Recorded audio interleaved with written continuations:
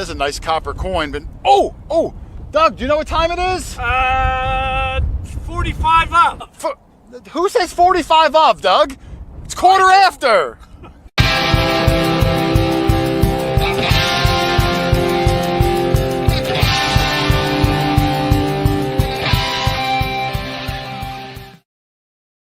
What's up, guys? QuarterHoarder here. Welcome to the newest Quarter After.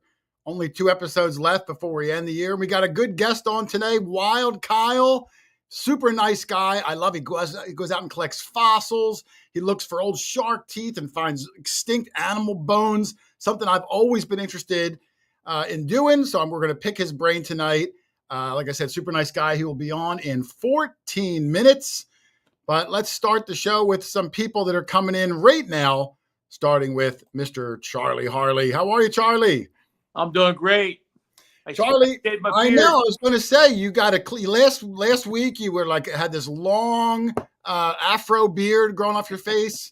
What happened? It's not Christmas yet. No, I had that COVID last year, and I had some blood clots in my lungs, and they wanted me to do a breathing test or whatever.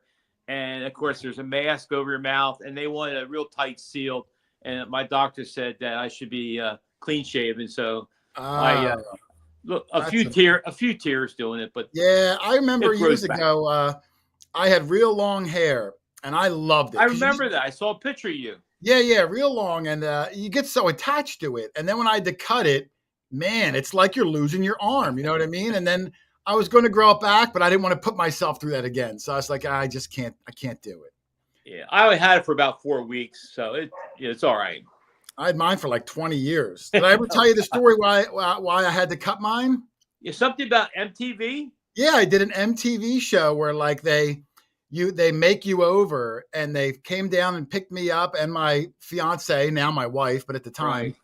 And they drove us up to New York in a limo, and we had a whole 1-hour MTV special where wow. They cut my hair, gave me a bronzer, a pedicure, a manicure, put me in an Armani suit, wow. And then you see the reveal. That's cool.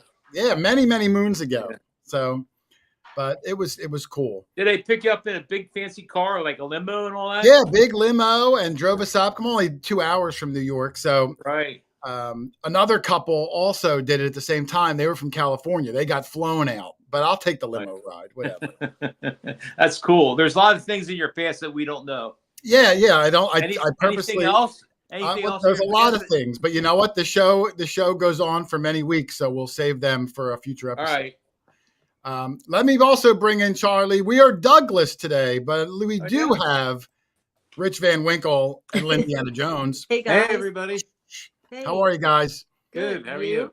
Good. Rich is the biggest fossil guy of. I don't know, Charlie. Are you a fossil guy? You have any fossils you found over the years? I found some, yes, but a little bit here and there. But I wouldn't say I'm a fossil guy. But if I find one, I definitely pick it up. We have we have a lot of limestone up here, and sometimes we will see a fossil on that limestone. Yeah.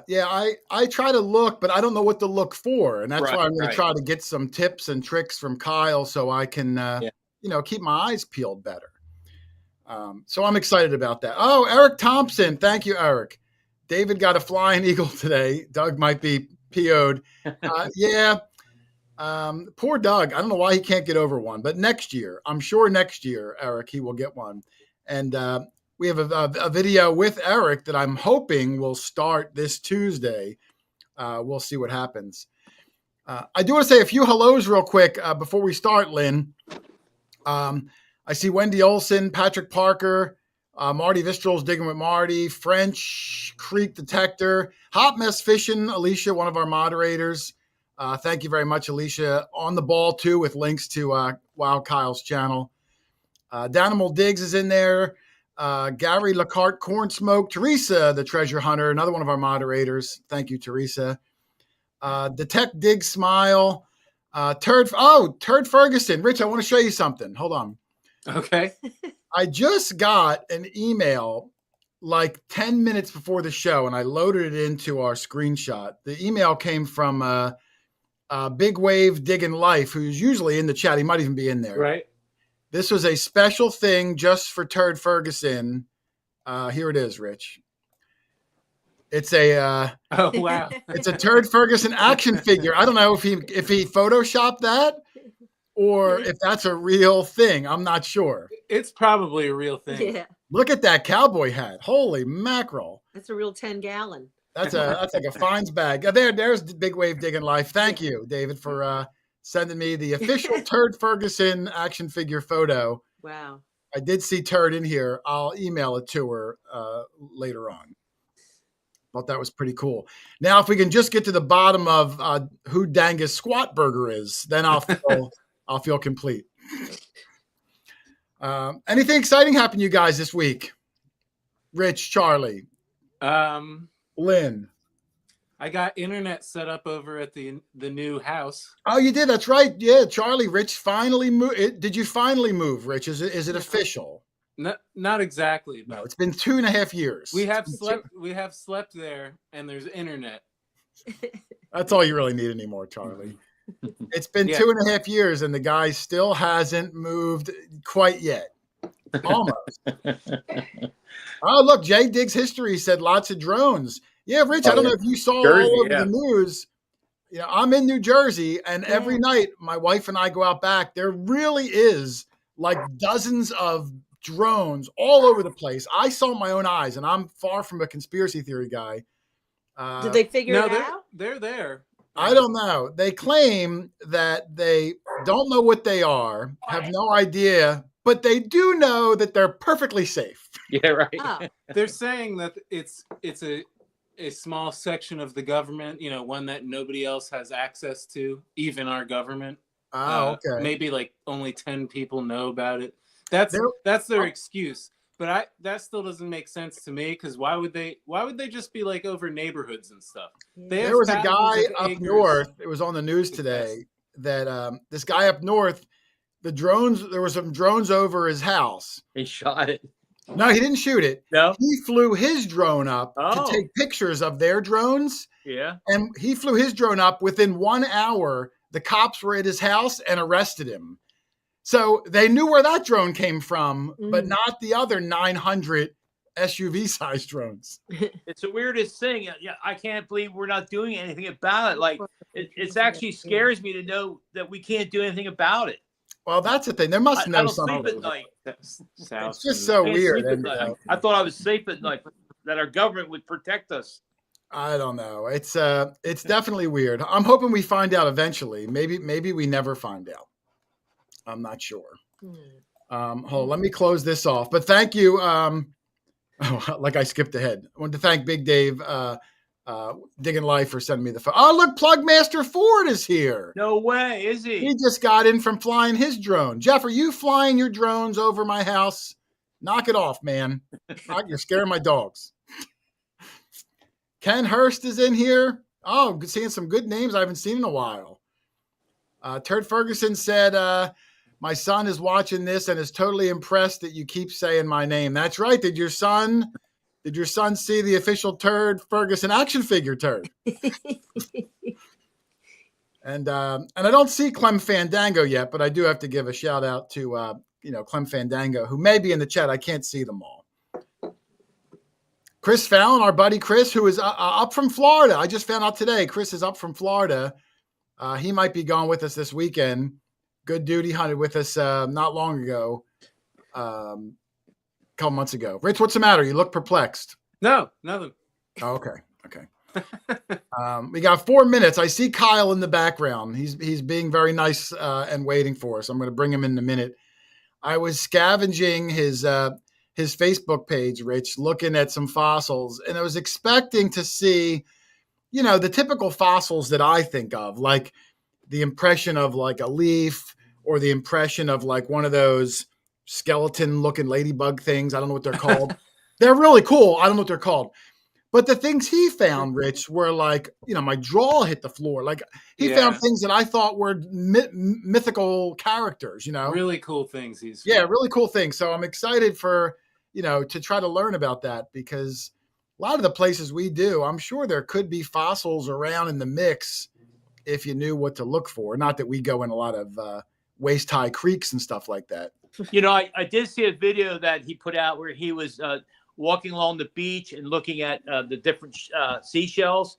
And Judy was downstairs working, and I wanted to call her up because she's into that also. But Kyle seemed to know all the different names of the shells. I was impressed with that. Yeah, I saw one where he was in Michigan, I think it was, and he was like picking up all sorts of like teeny little things that honestly, if I saw it, I probably would have thought it was, I don't know, not a fossil necessarily, right. you know? Right. And I'm curious if there's like a website for an amateur who's just getting into it where you can go and maybe ID things or look it up, because you probably have to have someone teach you, you know, like how do you learn that? Like to look for these obscure broken pieces and know what the heck it is. Exactly. Yeah. You know, we kind of get a lot of that when we find broken bits of, you know, a shoe buckle or a broken piece pottery. Yeah, that's why Lynn knows our pottery pieces when we find them. Yeah, I guess it just comes with experience. But if we can give someone a way to jumpstart experience, you know, at least a leg up. There was Lynn knows what a large cent looks like now. Yeah, if you guys saw the video this week. Yeah. Lynn's very first video. And Lynn, I screwed up in the video. I called your Indian 1900, and it was clearly 1890. You have to revoke that. Yeah, so Charlie, Lynn's first and only 2 coins she's ever found were both from the 1800s. Never even found a zinc penny, Charlie. Yeah. And I'm impressed. Yeah, I mean, the question is, will she ever find a zinc penny? Or I'm sure. Did she just skip the clad signals? She can find walking down a sidewalk, surface fine. Yeah. Even the bottom. Jason, I was surprised the arrowhead wasn't on the video. Well, I told Rich there was I already called him about that. Yeah, there was I had a lot of microphone problems that day, and you don't know you have microphone problems until you go home and watch it later. That was a nice arrowhead too. I probably spent 30 hours on this week's video trying to clean up because it ruins everything, or the microphone would record nothing for like a 10-second frame, and I'd have to go outside and do voiceovers, or I'd have to grab a voice from an old video so it made sense, because if I'm looking at you and you say, you know, holy cow, but nothing comes out, I either got to cut that or I got to find an old clip of you saying holy cow, and it just took forever. Right. Yeah. Okay. But there was a few clips. I had a good find, Rich's arrowhead. There was a few that I couldn't fix, just had to cut them out, and it'll be a still photo on Facebook one day. There you go. But all right, let me bring him in, Charlie, because I'm kind of excited. I got a lot of not arrowhead. I do have some arrowhead, but a lot of fossil questions. So if you guys don't know who Wild Kyle is, you got to check him out. He's a YouTuber. He's a naturalist, I'll call him. Okay. He goes out, appreciates nature, and has a keen eye for fossils. He enjoys bottle digging. He's not quite in the metal detecting yet that I saw. Maybe we'll win him over. But he does find a lot of marbles, interesting surface finds. He found a really cool old license plate, all sorts of super cool things. So let's pick his brain a little bit. Fossil hunter, shark teeth hunter, old Watery Creek searcher, Mr. Wild Kyle. Hey, y'all. How's it going? How are you, Kyle? Hello. Doing great. Yeah, nice to meet you all too. Kyle, if you don't know the gang here, you can read their names. Charlie, the really handsome gentleman up top. And then in the bottom next to you, Rich Van Winkle, because of his beard. And Lindiana Jones, because she is now an official treasure hunter with an incredible video this week. Official. Kyle, how are you, man? How you been? What's going on new in your life before I jump into some questions? I'm doing great. My girlfriend and I just moved into a new place. So we're still in Gainesville, Florida, but we moved to the other side of town from where we were. So I was just out there actually today. I just got back here to the new place a little while ago, and I've been nonstop for over a week now, every day, trying to get work done. It's insane. I've been at that place where I was living for about 5 years or so now. Natalie's been there with me for the last year, and between the two of us, the amount of treasure and rocks and things that we have is absolute madness. And so that's been very tedious to pack up, because you want to be careful with stuff, obviously, especially the things that you're displaying. And oh my gosh, it's a lot of work, but we're like right on the cusp. We're about done with it. So I'm excited to be through with it so I can focus on making videos and all that. Yeah, Rich is going through a move himself, and it is stressful. When we moved, I lost a television set. Somehow in the move, I lost a television. How do you lose a television set, Rich? That's wild. That's a good question. So, if I can lose a television set, imagine him losing a little goblin shark tooth or something like that. Oh, I know for a fact that I'm going to be unpacking boxes, and there's going to be one little thing that I'm like, I know it's somewhere, and I'm never going to be able to find it, and it's going to bother me forever. You'll find it in about 12 years. Take my word for it. 12 right. years. It'll be at the bottom of like an old microwave that you never unbox. Yeah. So your new place, how far are you from your old place? Like, do you need to find all new hunting grounds, or can you still go back to your? No, man, it's 16 miles from where we were at before. Yeah, we're just on the other end of town. I mean, we were on the east side of town. Now we're on the southwest side of town. So it's it was just it's a long drive because of the traffic, but other than that, it's not too bad. Yeah, especially this time of year, you probably a lot. I don't know. Do you get a lot of tourists in Florida in the winter, or are you outside of the tourist zone? Yeah, not too much here, just because we're not right on the coast, really. We're right in the smack dab in the middle of the state. But we right now, obviously, are having a lot of the holiday traffic from people going Christmas shopping and that kind of thing. So that's real busy every afternoon. It seems like a lot of people are out shopping, so that makes a lot of traffic. And it's a college town, and so there's a lot of people just hanging out doing their thing. Okay, yeah. I don't think I've been going all my shopping online, which I'm sure most people probably are. But I wonder if the stores are like kind of empty because everyone does their shopping online. Like in 20 years ago, it was madness in the stores. I'm curious. Yeah, I mean, we were in Target the other day. It was terrifying. There was a lot of people. Oh, was it? All right. So it's still, good word for going on. So Kyle, let me start from the beginning, if you don't mind. Like we were saying before you came on, to accumulate this sort of knowledge of picking up the smallest fragment and knowing what it was from, what part, what animal, how many millions of years ago. What first got you into this and kind of kick-started a lifelong adventure that you're on? Man, honestly, so I've been doing this stuff since I was a kid, for as long as I can remember. And the reason being is because my dad and grandfather actually got me into this stuff. There you go. There's the key. They would take me looking for Native American artifacts and farm fields when I was growing up. And that's the first type of treasure hunting that I did.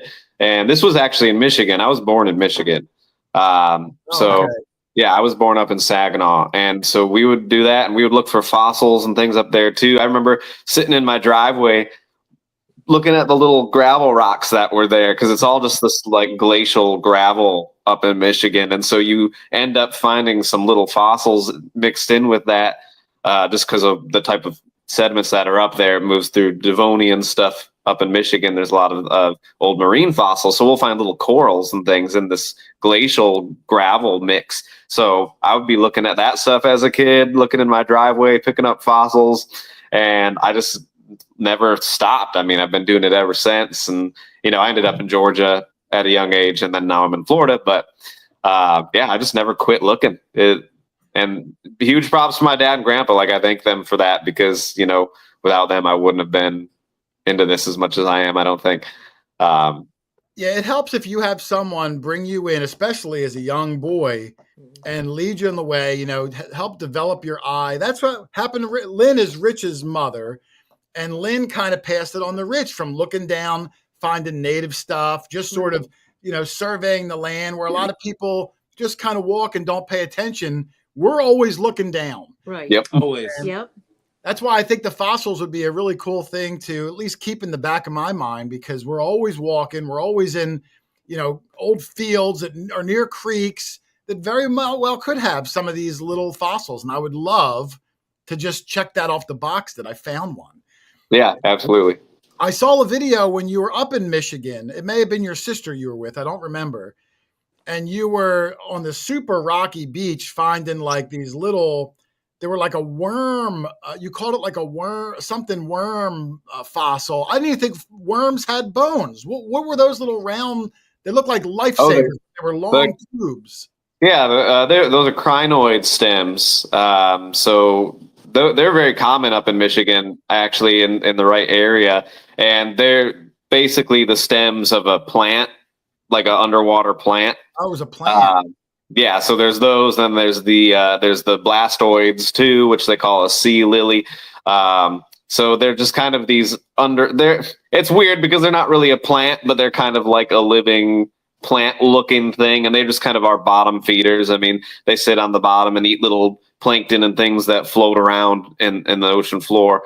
But yeah, those little things are crinoid stems. And then in that same video, we were probably finding the calyxes too, which are the heads. And so that's like right at the center. And then there'd be more kind of weird tentacly things coming off of there too. Yeah. And yeah, Michigan's got a lot of those. Those are the first type of fossils I ever found were crinoid stems and brachiopods, which are the little shells that you would have seen me find in that video too. Just being in Michigan. So since that stuff's common up there, that was my first type of fossils I found. So finding those is always super nostalgic for me and a lot of fun. So I know out here on the East Coast, from my, and I don't know a whole lot about this, but millions of years ago, the whole East Coast, I believe, was underwater. So we were the ocean floor. Is that true as far west as Michigan? That was also on the ocean floor, or were they maybe from the Great Lakes, a different type of freshwater sea creature? So it's all saltwater there too, the marine deposits. It's way older than anything you would probably be getting where you're at, and it's definitely way older than anything we get here in Florida, because the oldest geologic exposures we have in Florida are around 40 million years old, and the stuff in Michigan is around 390 million years old.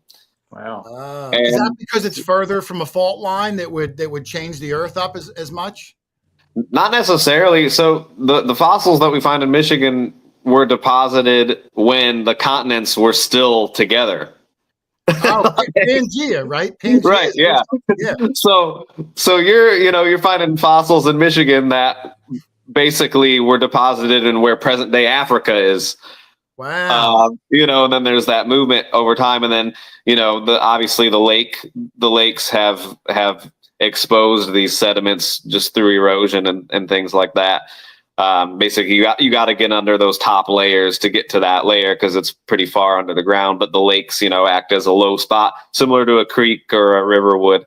But yeah, that stuff's way older than what we get down here, and it is saltwater. It's crazy to think about that. It is all saltwater marine stuff that you're finding in present day Michigan, which is just kind of mind blowing.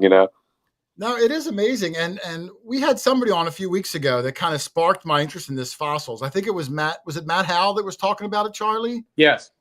I think it was Matt. And, I had these questions going into my head, and I certainly don't want to put you on the spot, but maybe you would know the answer. So when you get a fossil, well, let me bring up a picture or two. It might make it a little bit clearer. And I grabbed these from Kyle's website or his Facebook page, Charlie. Now, is that trilobite? Yep. Yeah. Now, when someone says fossil to me, I either think a dinosaur bone or I think of something like this, like an impression of the animal in a rock. So when I'm looking at something like this, Kyle, is that impression any part of the animal, or is it just the impression the animal made? Then the animal disintegrated and the rock hardened around just the shadow of the animal, kind of filling in the empty spots. Yeah, that trilobite that you're looking at that's basically exactly what happened. The original material of the animal is completely gone, and it wasn't replaced with anything. So a lot of times when you have a fossil that's more of a 3D example, there's some original stuff in there, but a lot of it's been replaced with other minerals over time. So there's nothing organic about that then, where as opposed to the three-dimensional ones were something organic that calcified. There's nothing organic. It's just filling the void that got hard and calcified, or, I might not be wording right. Yeah, technically, other than the rock that impression of that trilobite is still pretty much organic though too. I mean that's old, that's basically old like ocean mud, and stuff like that is what that rock is. It's kind of like a shale from that location. But yeah, basically the trilobite would have settled onto that after it died, settled in, and it got covered up. And yeah, the original material wore away, but it left an impression in the mud. And so then later on the mud hardens, and that's kind of how that happens. I got you. Okay. So, and are these, I don't know this particular one, if you found this, or I know there's some older finds that your father, your grandfather found. Was this one of yours? Yep. That's one I found in Georgia. That's like a North Georgia site that is, I don't even remember the name of the river there, but there's kind of a shale exposure. And from what I understand, that site is actually inaccessible now, unfortunately. I haven't been there in a very long time. But that's Cambrian. That's around 500 million years old. It's like crazy how old those are.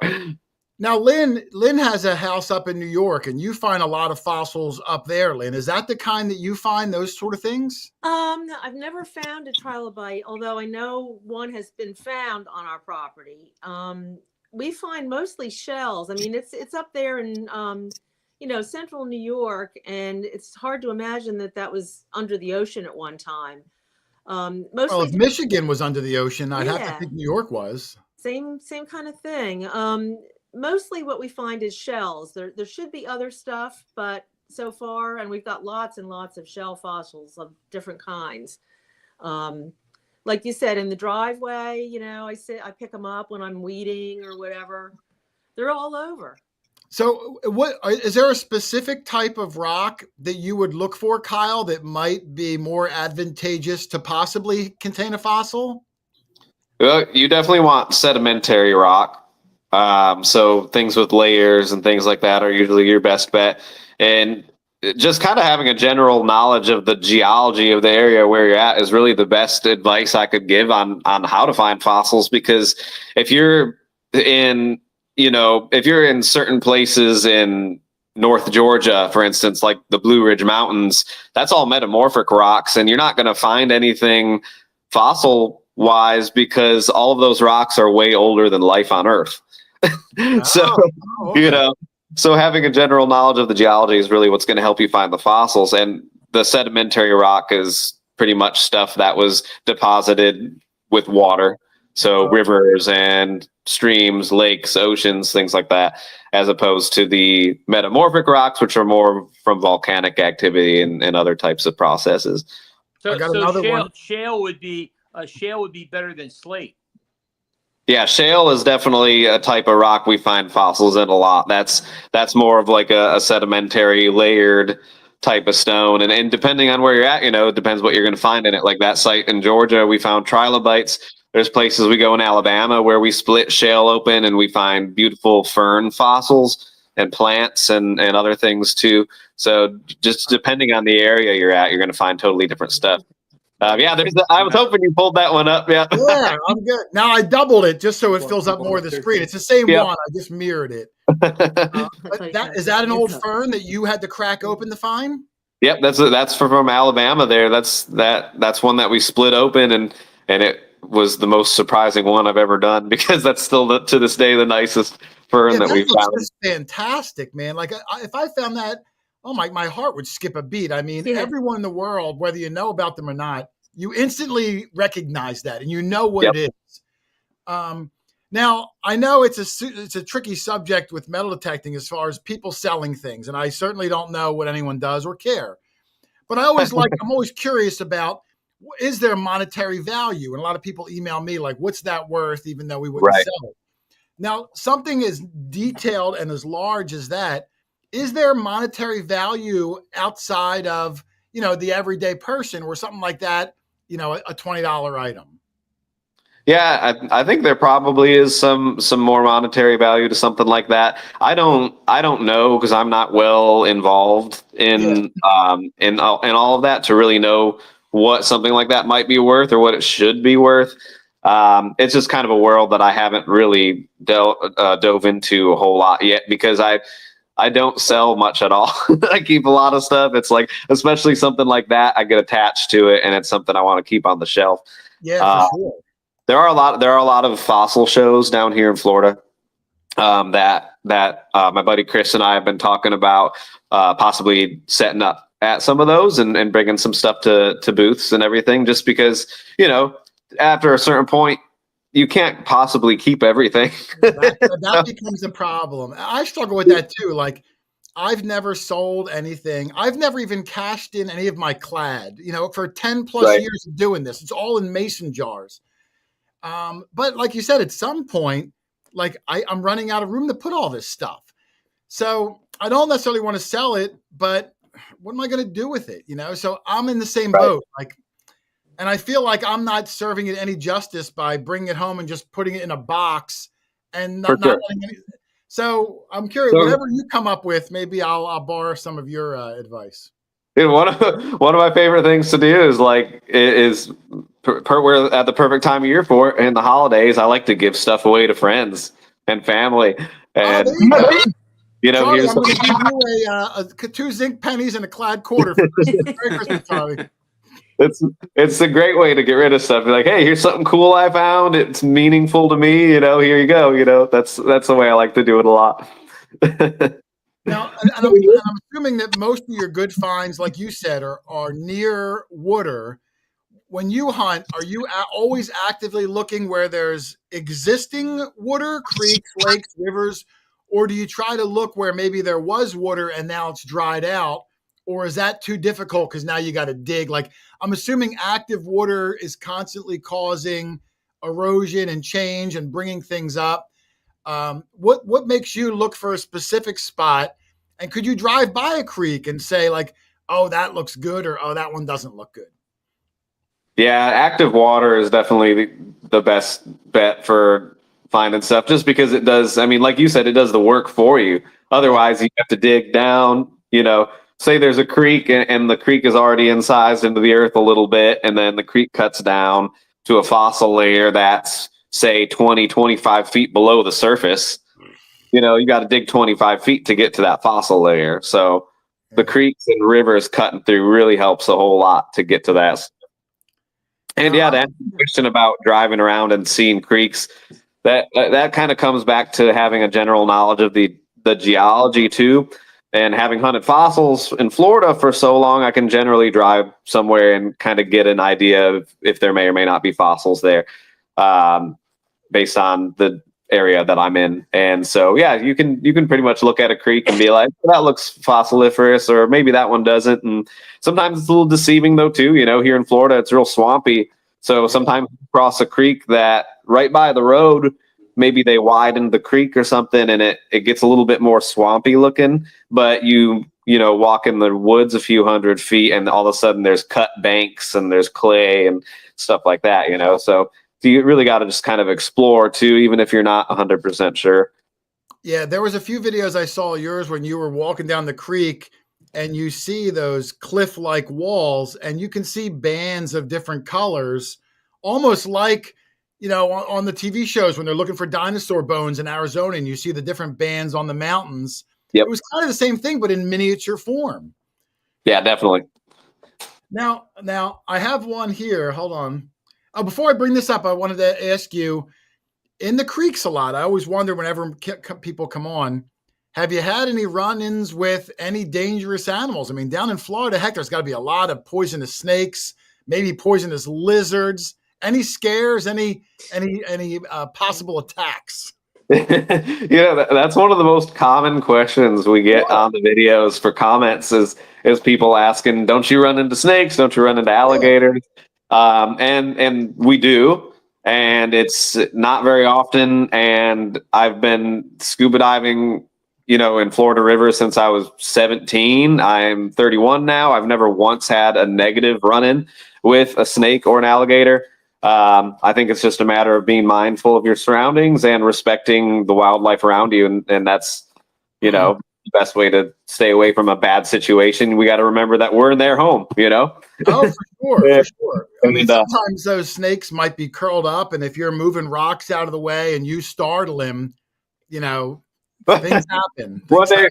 We were on the river one time, and Chris, he lifted a rock up, and there was a water moccasin under the rock. Yeah. Just looking at it, man. And he just very slowly set the rock back down, and we backed away. So that's a pretty close call right there. I mean, there's always risk, especially in a place like Florida where there's a lot of venomous snakes. But like I said, we've been very lucky up to this point. And it's just a matter of being mindful and being aware, I think, is your best defense against it. Yeah. No, I agree. I mean, I would be, you can see an alligator, from quite a distance away or something like that. But the snakes, they would be the biggest concern. How about a manatee? Have you ever hunted where there's manatees? They're down in Florida, aren't they?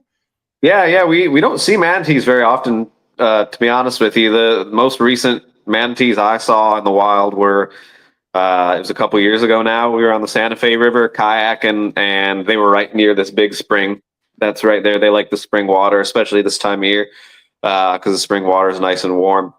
They're super protected. Those manatee, you can't even touch them. Absolutely, yeah. We don't see them a whole lot. There's certain places you can go to see a lot of them if you want to. There's some springs that people go to, and there's actually places where they'll let you swim with them and stuff too. You just can't. Really? Yeah, you just can't touch them. You got to kind of maintain a certain distance. Okay. But I think that's Three Sisters Spring or something like that is the name of it. It's down by Tampa in that general area. I've never been there. I haven't been there yet. I would like to go do that one of these days because it would be really cool to see that many because they really pile in there. I did a tour once in Florida. We didn't see any manatee, but we did hit areas where the water was only maybe 12 inches deep, and there were starfish on the bottom, and they would let you go down and touch them with one finger. So I thought that were two fingers. It was. I think they were starfish. They looked like a star, and they were sticking to the rocks. I don't know. Ooh, that sounds wild. It was different. I got another photo here. Now, this one is an interesting one because this is like the three-dimensional ones that I was talking about. It looks like it's still just the impression of those animals, but it's just in such a large area. You found these. Are they considered rocks when they fossilize? Like, is rock like a bad word for fossil? No, I guess you could technically consider it a rock. Those are basically limestone, though, at this point. Those are echinoids. They're sea urchins and sand dollars. Those are pretty much replaced with limestone completely most of the time. I thought they were limestone, and I wanted to bring the picture in because around here we have a lot of limestone. Heck, Charlie, out by you, how many places we hunt where there's lime kilns and pieces of limestone all over the place? Is that the kind of stone where you might see a fossil, or you could crack it open and have a chance? Or I always just thought it was just not old enough. Yeah, you should keep your eyes open, man, because limestone is part of the reason that Florida has so many fossils.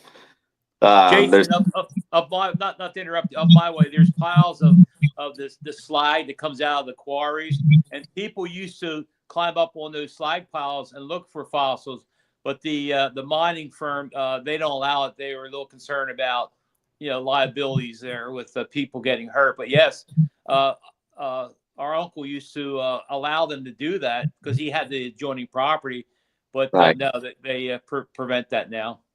Oh, yeah. Okay. That's also why the East Coast has so many sinkholes.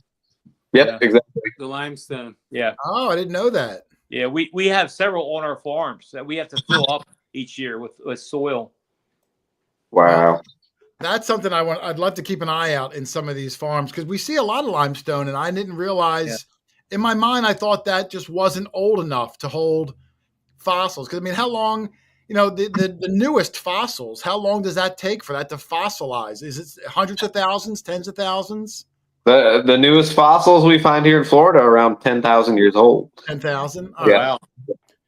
So, hey, we'll have to keep a lookout, Charlie. First guy that finds one wins a prize, Charlie. Okay.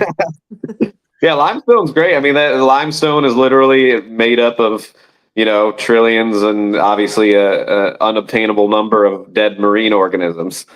Yeah, that's what limestone is. Well, we are going to go detecting in a limestone field this weekend. So maybe Jason and Rich, maybe, and Lynn, you can find one. I'm going to look. Arrowheads. Heck yeah.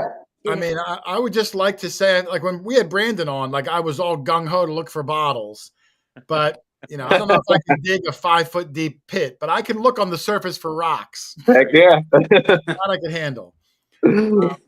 So now the meat and potatoes of what I found fascinating was things like this, the shark teeth. Yep.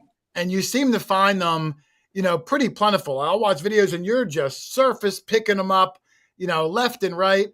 When you're hunting in a creek like that, are there certain areas in the creek that you're specifically looking for? Like, is it accumulation of small pebbles? Is it similar to like the guys that would look for small gold in a creek where you follow the bends and you look for that and that's where you'll choose to do your sifting? Yeah, definitely. There's a lot of that. A lot of similarities between those types of hunting, just because anytime you're looking for something that involves water, you want to, depending on the size of what you're looking for, you want to look for other rocks of that size. So when we really want to find bigger teeth, we're like, okay, let's find the biggest rocks we can possibly find, and search there. Okay. So I guess the power of the river will carry the bigger things together. So that makes sense. It's a general, it doesn't always hold true, but it's a general thing that you can kind of count on. Bigger stuff will settle with the other bigger stuff. Now, this picture in particular, these look like to me multiple different types of sharks. The long one here, which I found one before. Well, my wife found it. I'm taking the credit for it, Charlie. Is this one of those goblin sharks? So that one's a sand tiger shark tooth. This one here. Oh, this one's a sand tiger. Yep. Sand tiger. So it would depend where you're at, though, too, because goblin sharks look very similar to sand tiger sharks, too.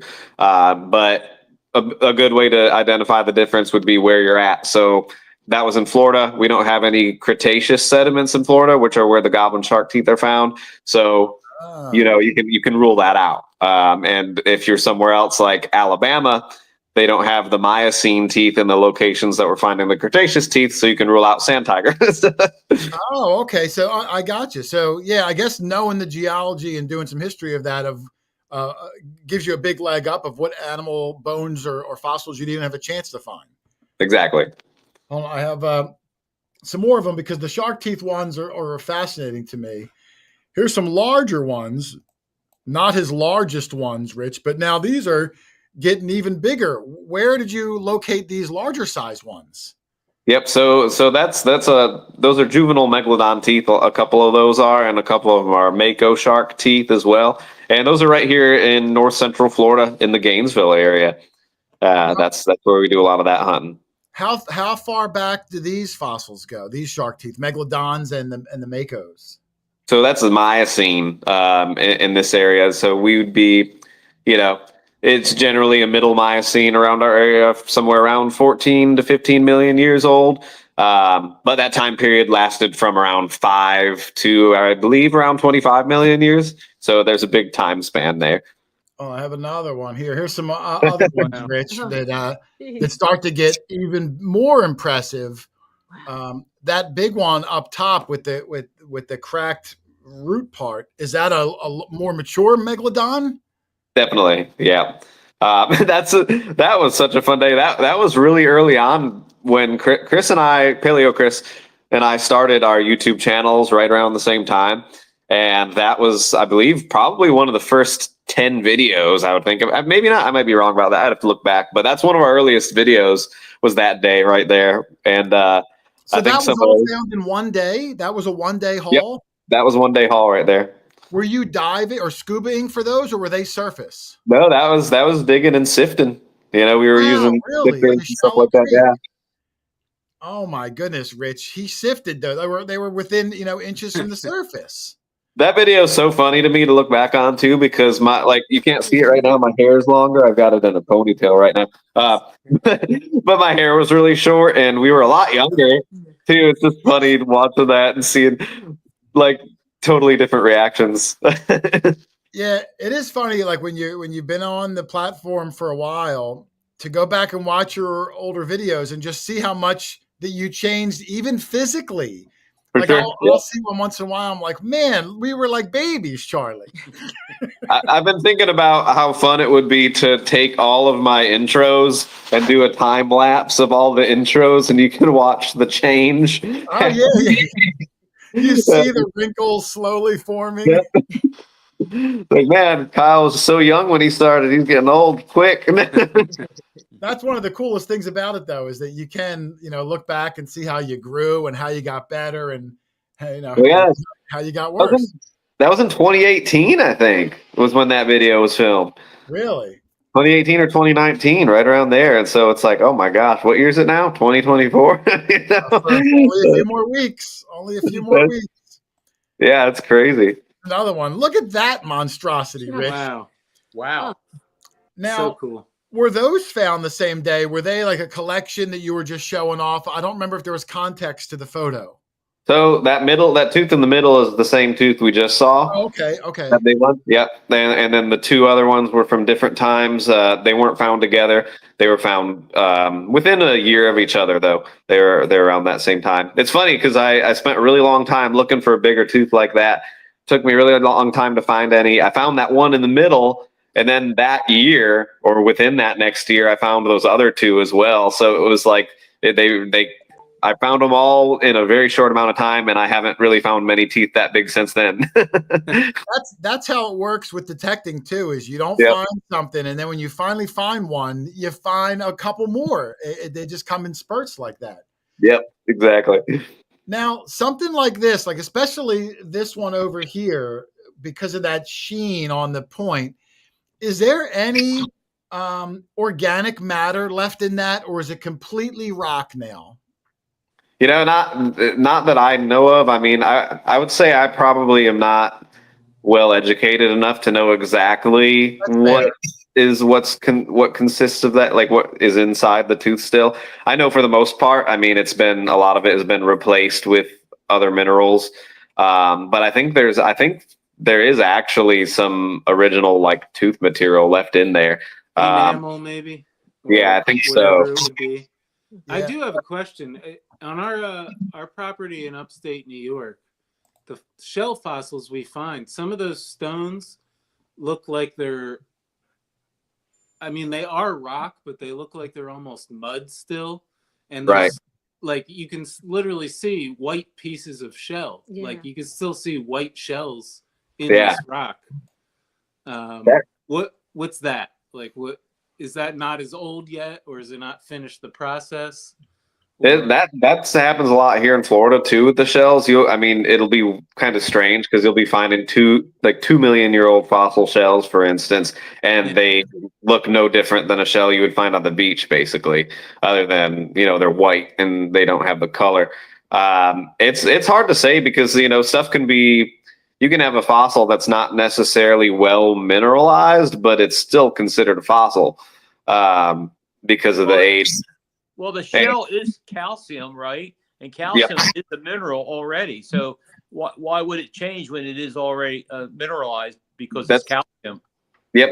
That's especially true a lot in basically all the stuff in Florida is calcium carbonate with the limestone, so it's like you're right. It does make sense that the shells would maintain a lot of the original luster and shape and all that stuff too. As far as the stuff in New York, I don't know what age y'all are in. I would assume that it's probably Devonian. There's a lot of Devonian stuff in that area. So that's actually the same age as the stuff we find in Michigan. It is. I have an archaeologist friend who I showed some of them to, and he said they're between 350 million and 400 million years old. Yep, that's right. That's on track. Yeah. Wow. So what's the oldest like when did life begin? The oldest fossils, what are they, like over 500 million? I think it's right around 500 for that, right around the age of those trilobites and stuff. It's like 500 million. But then also, before that, you'll be getting some weird algae and things like that too. It's it's. I was gonna say there's microbiology that if they look at almost any rock in a microscope, they'll find a fossilized microbe of some sort, or water droplets. I think the fossilized raindrops are really cool. Yeah, that's super cool. Yeah. Well, can you see them with the naked eye, Rich, or do you need a microscope for a fossilized raindrop? You can see them. It looks like a rock with. You probably wouldn't be interested in it because it looks like a rock with like dimples in it. But knowing what it is, and it's raindrops from millions of years ago. Okay. All right, that's cool. Let me see. I got a few more here. This one I thought was a super cool picture. I just thought it was visually, photographically stunning. But what a nice is that another megalodon there, Kyle? Yep, that's a megalodon there too. Yeah, that is a nice photograph, other than all the dirt you can see under my fingernails. Well, but you're out looking for things in the earth. They should be dirt. If your fingernails were clean, I would think something's up. I love that one too, because that tooth looks like if a great white shark swam over top of you, that's what it would look like. His mouth gaping open, and it just looks menacing. Definitely. So I would submit that photo to National Geographic if I was you, Kyle. Yeah, absolutely. That's a good one. And then I have one last one of his shark teeth. And I don't know if this is the same one earlier. Is that the other one that had the crack in the root, or is this yet another megalodon? That's a different one. That was found by our buddy Jorn, who was visiting from the Netherlands, and he found that tooth while he was here. That looks like the biggest one I've seen. It looks bigger than your hand if you laid it from fingertip to your wrist. That's a big tooth. I don't remember what the measurement was on that one, but it's huge. And now, how big would that animal be? Like, I know megalodons are like super big, giant sharks, but exactly how big is it? The size of a school bus? Yeah, I mean, you can generally go between like a 40 to 80 at the biggest foot shark, Goodness, can you imagine running into that thing, Rich? God. Is there any shark alive today that is in size comparable to that? I think the whale sharks get pretty big, and are somewhat comparable. They could swallow a school bus. What's that, Rich? Whale sharks. Well, I thought the whale sharks were they were like whales. They just kind of eat plankton and stuff. They're not like attacking other fish. Oh yeah, but the size. Oh. Yeah, they're just big. Yeah. I mean, this thing was big and a meat eater. Like, that's what makes it scary. Yep. The fact that you're a meat eater is what makes it scary. Well, I wanted to play a little game with some of the group. I can't really play with Kyle because he knows what they are. I picked out a couple of really interesting fossils, and I want to see, Rich, Charlie, Lynn, if you know what they might be. So I'm going to bring up one for each of you. You give a guess. Anyone in the chat give a guess. We'll talk about it for a minute, and then I'll let Kyle take us off the hook and tell us what it was. Are we looking for like common names of these things, or like if you give me the scientific name, I'm not even going to know if you're right. We can make something up then. Like, give me the name, like if it was at the zoo, give me that name. I'm going to start with the easier one. Well, not the easier one, but I'll start. We'll go clockwise, and I'll give Charlie the first one. Are you ready, Charlie? I'm prepared. I'm going to make this one full screen too, so that you can really see it. Give me your guess, and we'll talk about it in the chat. Are you ready? All right, there's the first one, Charlie. It's the same fossil from two different angles. Yeah, cool. I'll give you 20 seconds, 30 seconds. It's a porifera sponge. All right, that's don't let him off the hook yet, Kyle. I'm going to let the chat also put in any sort of guesses of what that might be. I got to look in the chat and see if anyone's right. I'll read some off. NEPA History and Archaeology Search says raptor claw. Wendy Olson says dragon claw. That's pretty good. Prehistoric Alabama. Well, I'm not going to say his answer because his name alone makes me think he probably knows. But he's right. Turd Ferguson says V-nickel. That is not correct. That one I'm sure is not correct. Oh, Paleo Chris is in here too. Oh, Paleo Chris is here. How are you, sir? He disqualified himself from the game. That was very nice of him. Just a Time Lord having fun says it's his ex-mother-in-law's jawbone. What is it? That answer might be the winner, but I don't think it's right. I do see some correct answers in there, though, Charlie. Let's bring us back in. Charlie, what do you think that was? Well, I thought it was like a sponge. I see all the holes there, like some type of sponge. Maybe I don't know.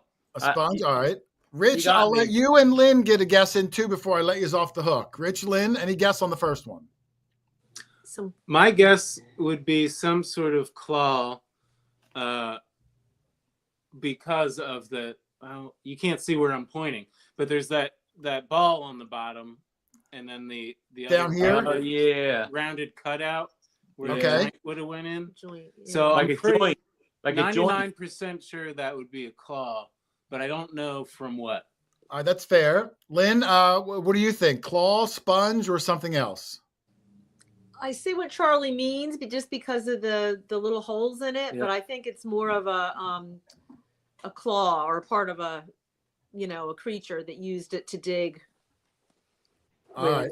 Either that or some kind of a horn, like that ball. Yeah, that's a joint there, maybe, like Rich said. Yeah.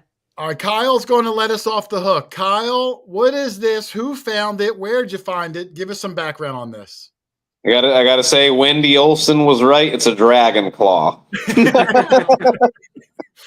was a couple of I like the mother-in-law, but that Wendy was good too. No, it's So Dylan, prehistoric Alabama, had it right, man. It's a giant ground sloth claw, and that's from here in Florida. That's Paramylodon is the type of giant ground sloth from that claw's from. And my dad actually found that claw. I was scuba diving and my dad was snorkeling, and I'm on the bottom of the river, and he comes swimming over to me holding it in his hand like this. He didn't know what it was at the time, so he kind of holds it out to me and goes, I don't know, underwater. And I start blowing bubbles everywhere. I've got my regulator and everything on. I'm losing it because I knew exactly what it was right when I saw it. And I told him to go up, and we went up to the top, and I'm like freaking out. It's a giant ground sloth claw. What's cool too, Rich, is now when I saw it, I wouldn't have known. I had to read his little write-up for it. But once he said it, it totally makes sense to me. It looks like what I would envision a sloth's claw. And the giant sloth, which I guess is long extinct, when did this creature roam the earth? So that's Pleistocene in age. That's going to be at, youngest around 10,000 years old. And at oldest, I don't know exactly when they were introduced into the fossil record here in Florida, but, if it's in the Pleistocene, it's going to be anywhere between about 1.8 million years old till 10,000 years ago. So there's a big time. We do know that people witnessed giant sloths. Yeah, I was going to say that's around the native. So did Native Americans hunt these things? It's definitely, they definitely did. Yep, absolutely. Did they find, do you know anyone that finds like a sloth bone or a 10,000-year-old bone that you can clearly see like slice marks in where maybe a native shot it or attacked it somehow? Like, do you see any of that evidence? We definitely do. I don't know if there's many examples of sloth bones with those on them, but definitely a lot of mammoth and mastodon, and a lot of other things too. Even horse and stuff like that.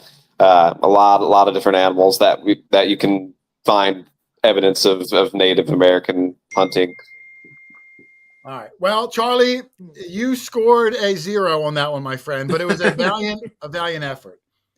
Lynn, I'm going to give you the next one. Are you ready? Get your thinking caps on. Yeah, I'm ready. I'm going to bring it up in full screen, and I will give the chat also. If your username has the word paleo in it, I can't read your answer out loud. I'm just going to assume you know it right. Here we go, Lynn. Good luck. What is this thing? Another massive sucker, 2 different angles. Let me hear your thoughts out loud, Lynn. A paleo something. That's not an animal. It looks a little bit like part of a trilobite, but I don't know how big trilobites are, but that's a big sucker. They can get big. Whoops, that's me. That's me. What am I doing? There it is. All right. So are you going with enormous trilobite? I guess. I don't think it is. Oh. Yeah, I don't think it is. I'm seeing a lot. I see a lot of correct answers. But don't look at the chat, Rich and Lynn. Don't glance at it. I can't see it. I was looking at on the picture on the right, the piece that sticks out on top, and it finally clicked that is a root. That would be a tooth to something. Oh, right? Okay. The wheels are turning. Oh. I have another picture. Hold on. There's a second picture. Let me play this out. Mammoth tooth. There's another picture. Let me make sure it's paused. It doesn't play on. Does that help at all, Rich? Yeah, it's a tooth for sure. All right. What else? Then give me an animal. Don't look at the chat because there's a lot of people that know it. Kudos to the chat. Being that big, I'd have to guess mastodon. Mastodon. Yeah, I was just gonna say that. All right, mastodon tooth. All right, let me bring in Kyle to let us off the hook. Kyle, what are we looking at there, my friend? Isn't it like that? Y'all were so close with mastodon. It's mammoth. Mammoth tooth. Yeah. Now, Kyle, you found two of them? Yep. Yeah, those were actually in the same location, just a couple feet away from each other, found at different times, and they're 100% associated from the same mammoth. Wow. How much was one of those weigh? Not a whole lot. They're not huge. I mean, let me grab it. I got one of them right here. He's got it. Here you go. Here it is. Hold on. Let me bring you up full screen. That's me. Hold on. Can I bring him up full screen, Rich? I could do that. Wow. Now, in the one picture, Kyle, where you're holding it in the water still, did you find it just like that? Like I always envision you find a fossil, you've got to like really clean it and work it and all that, but it looks like you almost pulled it out looking like that. Yep. So the fossils in Florida are pretty much loose from rock a lot of the time, especially the Pleistocene fossils. They're just kind of loose in the sediment like this. They're not really attached to matrix or anything like that. So generally, it's just a little bit of brushing and cleaning afterwards to get some river scum off them. But other than that, they're going to come out pretty clean like that. That is just stunning. And the mammoth, let me bring up you again in the full screen, Kyle, so you're holding the up now. Yeah. Is that also around that 10,000 or so year old time frame? It is, yeah. And the mammoth, was that bigger than the modern day African elephant, or where did it fit size wise? I'm not 100% sure. This particular individual is a juvenile, younger one. So this is. Yeah, so they get way bigger than this. This is a small mammoth tooth.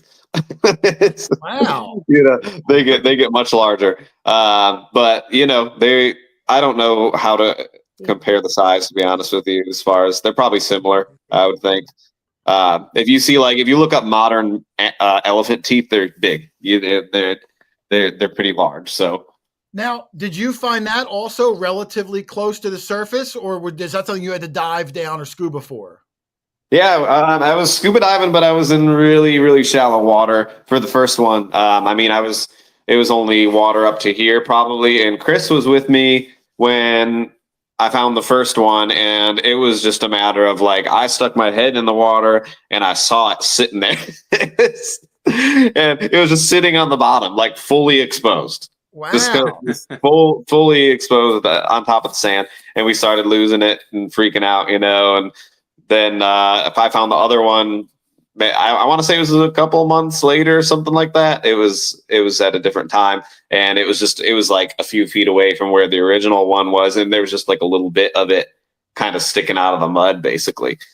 It's pretty amazing, though. It makes you think that anyone who even cares to look might have a chance of finding one. If you're seeing them relatively on the surface, it really can be something that a family with no experience, you're going to need a lot of luck, don't get me wrong, but it's a hobby you could do with your kids. Doesn't cost anything. Just go out and walk around those areas. Look at the proofs in the pudding. Those things are there if with a little luck, and maybe you'll find one. It's amazing. Yep, that's it, and that's the best way to do it is literally just to go out and try. And you're not going to find something great every time. And in fact, you're probably not going to find something great most of the time, but that's part of the fun, to get out and explore and discover things. And yeah, you can get out. Anybody can get out and do it. And it's just a matter of keeping your eyes on the ground, and you're going to come across something cool eventually. Yeah, we say the same thing. You don't find old coins sitting on the couch. Yep. But you get out there, and I mean, just think now, people, you get a metal detector, you go walk these creeks, you're swinging for metal targets, you're looking for fossils and Native American stuff. A lot of things are dumped in the rivers, unfortunately, or wash up. You find all sorts of things. You can really have an adventure for little to no money and find some absolutely incredible things. Absolutely. Rich, your turn is up. Yours is a very, very difficult one. So I want something specific, Rich. You can't just give me an obvious answer. I'm going to put you on the hook here. All right. I'm bringing it up full screen. Are you ready, Rich? I am ready. What are we looking at here, Rich? People, can they put your answers in the chat? Rich, don't look at the chat. Let me hear your thinking process out loud.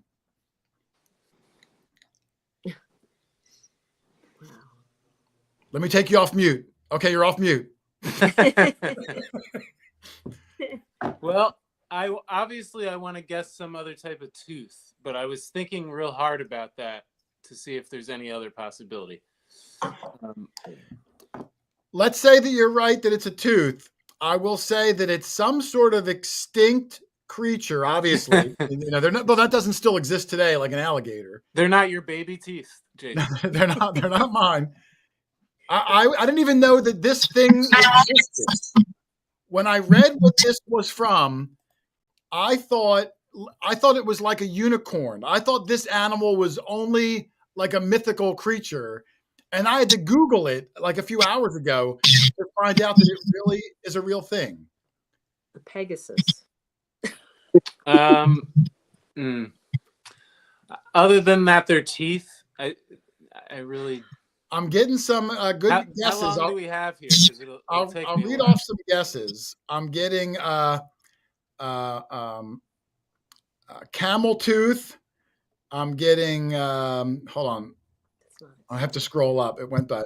Wolf molar, bison tooth, giant rooster spur, Rudolph's baby tooth. That's a good one. A squalodon tooth. I don't know what that even is. I see a right answer that I can't quite say yet. Sloth tooth. Paleo Chris says dragon. I'm going to assume that.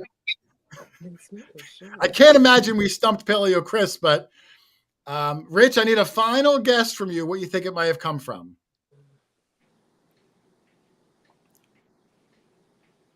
I really don't have a guess as far as an animal goes. Man, that's the worst cop out. No guess. Dang. What animal would Jason think? I'd at least make a guess. I'd say a house real. cat, something. I'd at least say a guess. Just name an animal.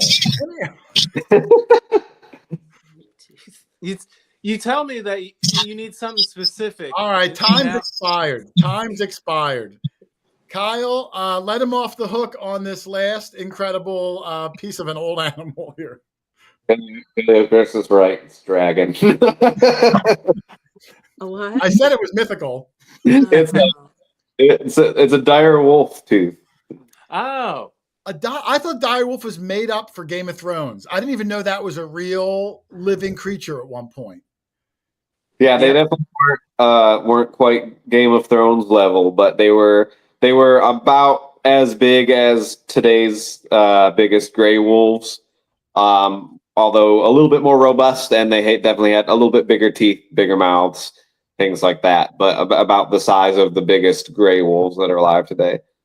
Now, and they, not to sound like an idiot, but they died off because of the Ice Age. It's just amazing that they didn't survive. As big as they were, as insulated as they were, like even the mammoths is insulated. Is it just because they couldn't find food anymore? Is that the main issue? I think that's a big part of it. It's hard to say exactly, obviously, but a big part of it's going to be, at the end of the Ice Age, you had the megafauna going extinct, the mammoths, mastodons, giant ground sloths, and things like that. And that's what dire wolf would have been eating. And so if you have them in competition with Native Americans, things could get pretty tough then at the tail end of the Ice Age. I got another one. I think this is from the same animal. Correct me if I'm wrong. Are those dire wolf parts? If you had showed that smaller one in the center, I would have known wolf. I didn't want to give too much of it away. So the far left there is actually tapir jaw. Oh, okay. Yep, that's tapir there. Which is the very strange animal, but you should look them up. So they're kind of cool. All the three others on the right there are all dire wolf. That's the same tooth there. That's the carnassial that we just looked at, and then the middle is a canine there that Paleo Chris found, and then we have the premaxilla there on the far right. That's like right at the front of the jaw. The canine actually would fit in right there. On that little, it's hard to explain just by pointing. Obviously, you guys can't see where I'm pointing, but in that general empty area, the tooth would have, right there. Okay, yeah, and you can kind of see up in the. Well, this is a different animal, but you can at least kind of see how the teeth are fitting in. Just I guess kind of normal biology. Were these all found? That tapir and the dire wolf, were they found in the same area? Did they live at the same time? Yep, those were actually found right in the same site, what we would consider that site, at different times, but all at the same site. Wow, and that was in Florida. You don't have to give us the GPS of your site, but here in Florida. Wow, that's pretty amazing, Rich. I think Lynn was the only one that got it right with the. Well, you said mastodon, but that's pretty close. No, I mean, well, yes. Yeah, you said mastodon, but I think Kyle said it was mammoth. Yeah. Rich had 0 guess, and Charlie said a dish sponge. I'm not sure where he was pretty far off there. Let me bring this out. At least I didn't guess sponge. Well, in all fairness, sponges are a common fossil, aren't they, Kyle? Yeah, we find sponges in a lot of limestone deposits here in Florida. I'm going to be looking this weekend in these limestones. If I find something, I'm going to text it to Kyle. I'm going to be his worst nightmare. What's this? What's this? Nothing, block. Send it over, man. I want to see what you got up there. I won't find a gosh darn thing. I'm going to look, though. I have a fun game. What's Kyle, that? how many fossils do you have nearby? Can you hold one up to try to stump Jason? I've got a lot of fossils nearby. Give Jason one to guess. Let me see. I like that. I like that idea. All right, I'll throw my hand in. I'm going to see if I can turn the camera around here real quick. Let's see. Okay. Oh, did it? Oh, there. Did I do it? Yeah. Yep. Let me bring you up to a fuller screen. Hang on. All right. Let me stump Jason here. Let's see, what do we got? What's a hard one? It doesn't even have to be a hard one. I mean, you can ask my questions. I don't really know. Oh, I got one. I know for a fact. This is going to be. Wait, why is it hard? This is confusing for some reason when it's facing this way. Okay, here we go. All right, let's see. Well, this little guy right here. What in the world?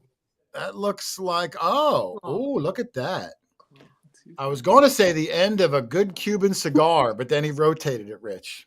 Now that looks like a blunt chewing tooth with a thinner stem. I'm going to say that that's a plant-eating animal. What are some plant-eating animals, Rich, that are only the size of maybe a large dog? I'm talking out loud. You don't have to actually come. Yeah. Can I add to your guess? Sure.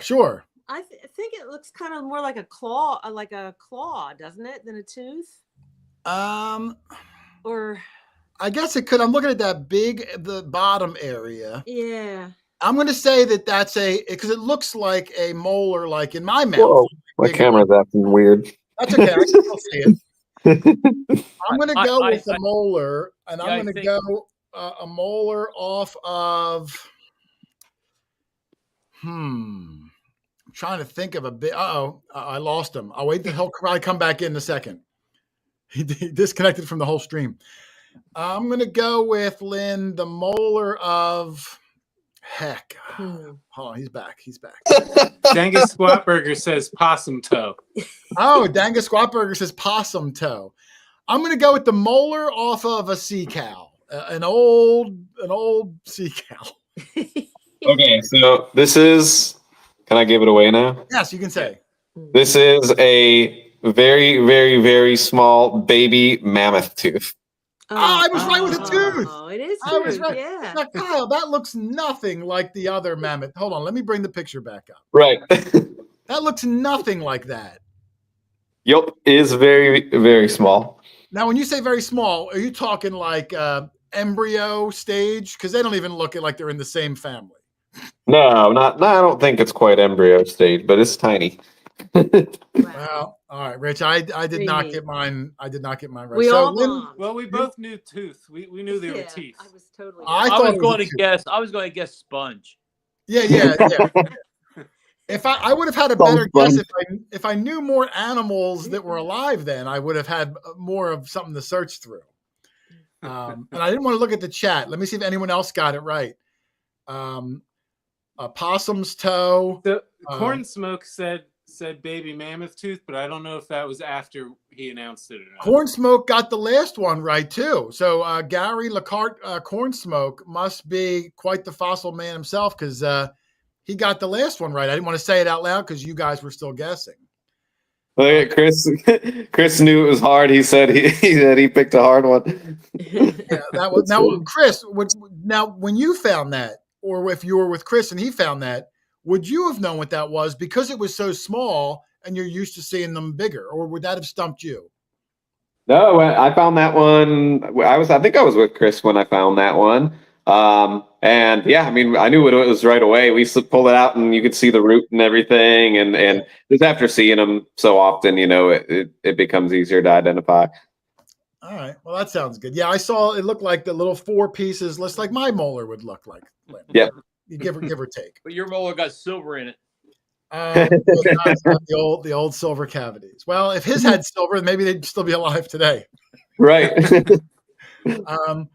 Now, of course, in the creeks, he also finds bottles, and I wanted to get a couple bottle photos in because when you're walking the creeks, you find good stuff. And I know he does hunt a lot with Brandon and my good friend Heath.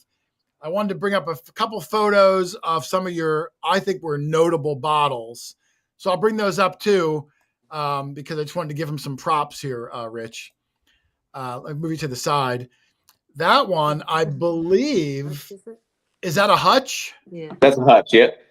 Yeah. Now the hutch is like one of the primo prizes in bottle hunting, isn't it, Rich? It's clear though. Yeah, everybody wants to find a hutch. They're kind of the first style bottle after the like the green glass ones that we find pieces of all the time. Yeah, I think there's another picture of a dirty on the left, and clean on the right. Was there anything wrong with that one, Kyle, or was that perfect?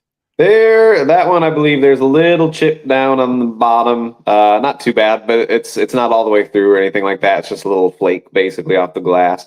You can kind of see it actually a little bit better on the one where it's dirty down on the base. You can see a little chip. Oh yeah, okay, I see what you're talking about. Right down here. Yep, right there. I see it. Yeah, it looks like maybe a little bit there. It's in good shape other than that, and you can't really ask for much on bottles that are over 100 years old. Yeah, no, that's fantastic. Where were you when you found? Now, granted, you can find them a lot, but you probably remember if I said, "Hey, Kyle, show me the exact spot on the map," I bet you could probably narrow it down within 2 feet. Oh yeah, absolutely. Yeah, I could definitely. I've got a photographic memory at this point of this stuff. Yeah, we're the same way. You find something special, you remember it. But if you ask what you had for breakfast yesterday, you probably have no. I know. Man, sometimes I'll see like little tiny pieces of bone or little things too that I'm like, oh yeah, I remember where that was. People are like, what? I mean, at this point, how many shark teeth do you even think you have in your collection? Like, I got to think you got thousands. There's definitely a lot, and. Shark tooth hunting is probably surprisingly what I do the least out of all the fossil hunting.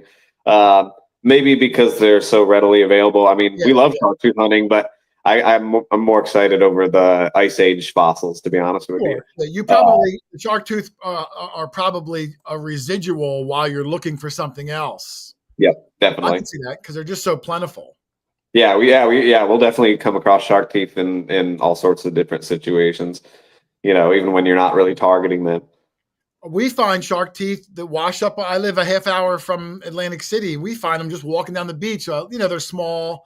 I have no idea what they came from, but they're, the sharks grow their teeth their whole life, don't they, Rich? So one shark might add thousands and thousands of teeth just himself, and they're all floating around somewhere, right? Well, I don't think they float.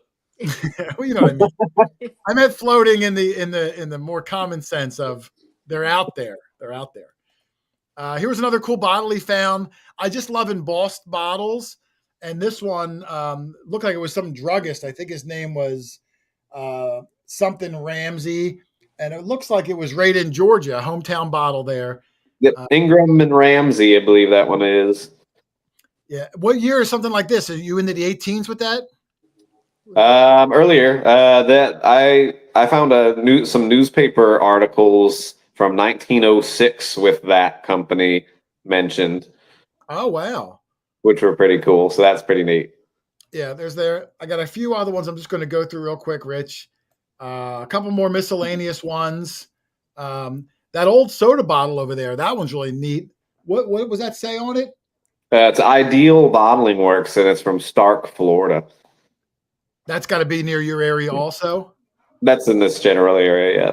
Let me make sure I bring the right picture up here, Lynn, because I don't want to jump ahead. Oh, here it is. This one I thought was fascinating. And it's hard to tell. You got to look at his hand so you can see how big it is, Lynn. I'm going to bring this up full screen real quick. Look at this thing. Now, Lynn. Wow. That's cool. Yeah. Look at his hand. What is this? I saw the video, so I say, what is this? Tell everyone else what this is. Well, yeah, not you, Lynn. Not you, Lynn. Oh, all right. You didn't find it. Yeah, man. So that's a really beautiful stoneware jug. It's to this day, like as far as like bottle finds go, my favorite thing I've ever found in that regard. The glaze on there is called the alkaline glaze, and it's a cool combination of just sand and mud and all the stuff heated up that they had their different methods back in the late 1800s to make stuff like that. But that find sent me down a crazy rabbit hole where I ended up getting a book about Georgia folk pottery that was found in Georgia. And it was actually found at the same place where I found that medicine bottle that you showed. Okay. This came from what I understand and from what the research led us to believe is that this is most likely from a family of potters in Crawford County, Georgia, which is actually quite a couple hours drive today from where I found it, which is cool to think how it made its way down there. But there's a famous family, the Long family up there in Crawford County who were all potters, and there's a bunch of families up there too. There's no really way for me to know if this came from the Long family or came from another family of potters in the area, but this is the general style that they made in Crawford County. There is what appears to be an H stamped on the handle. They would often they would stamp their initials, and the hard thing is it looks like maybe the stamp on this one didn't set quite right or something, because it's tough to see, but it's kind of obviously an H, but we could be wrong about that. But there's also normally it was like 3 initials that they would put too, so it's hard to say who the potter was. If you see, there are jugs from that area that'll say JBL, which is James Bradford Long, which was someone from there. So with this one just being an H, it leaves a lot of mystery behind it because we're not sure. And I asked some folk pottery collectors from Georgia who collect this stuff and haven't gotten any definitive answer yet on who could have made this one. So it's kind of cool. It leaves a little bit of mystery behind it. Look how the handle's put on. Call that glaze tobacco spit? Yep, I've heard that called for. Yep.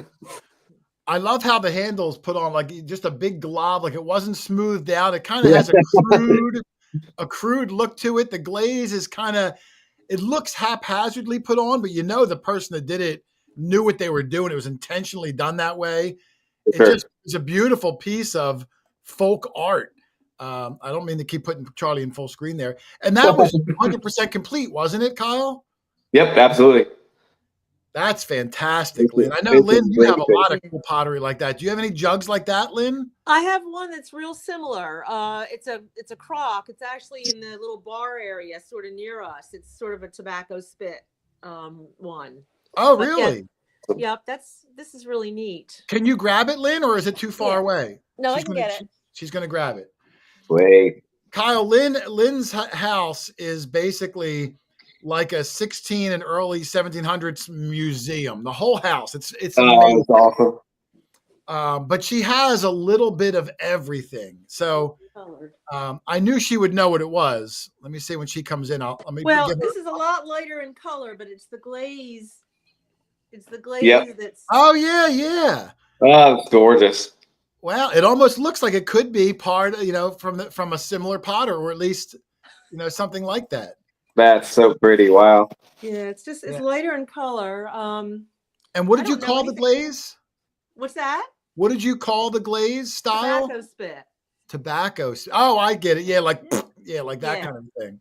Like it drips down the side. That's amazing. Yeah, I saw you bought the book and the video, Kyle, and you were, really poured yourself into the research of it. That's some of the most rewarding aspects of something like this, that you can go down that rabbit hole and know exactly what it is. Hold on, where is he? Yeah, that's the book he got. Brothers in Play. And usually even a book like that, Lynn, you're talking probably $90 or more. Oh, look at that. That's cool. Yeah, the face jugs. I want to find one of those. That's what I want to find. Yeah.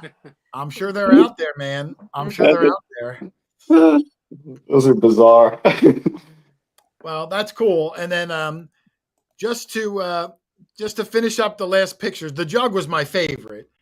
And then I just had a picture, which I'll bring up, Rich, of hold on, let me make sure I load it up right. This cool old license plate. I only brought it up because I've never found a license plate that old. And look at the enamel still all over the thing. Yeah, that's amazing. From 1912. That's they're cool. usually in such, all that enamel's gone. That's I find that to be beautiful, believe it or not. Yeah, absolutely. Was that in the water? No, that was I was driving down the road and somebody had dug a hole, like the county or something, did a little bit of work on the side of the road for some reason, and I saw a bunch of glass and I stopped and I found some old bottles and I found that. Wow, that's a good stop, Rich. And then the last thing, I have a little video clip that I grabbed off of his channel. I don't have any sound though. I just thought it was really interesting. So I'm going to play this little clip full screen also, Lynn, for the last one. Are you ready?